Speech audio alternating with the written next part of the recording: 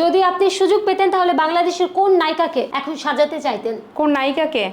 তাহলে আমি অপু বিশ্বাসকে চাইতাম, কারণ উনি এই মুহূর্তে খুব বেশি পার্লারের প্রমোশন এগুলো নিয়ে আছে। তাহলে যদি আপনাকে মেকআপ করার সুযোগ দেওয়া হয় অপু বিশ্বাস এবং বুবলির মধ্যে, তাহলে আপনার কি মনে হয় দুইজনের মধ্যে কাকে আপনি মেকআপ করালে বেশি সুন্দর লাগবে? সুন্দর লাগবে অবশ্যই অপু বিশ্বাসকে, কারণ বুবলির নাক মোটা, নাক ভাল লাগে না, আমি ওনাকে সাজাইতাম না। মেকআপ করলেই কেউ সুন্দর হয়ে যায় নাকি আত্মবিশ্বাসী আসল সৌন্দর্য?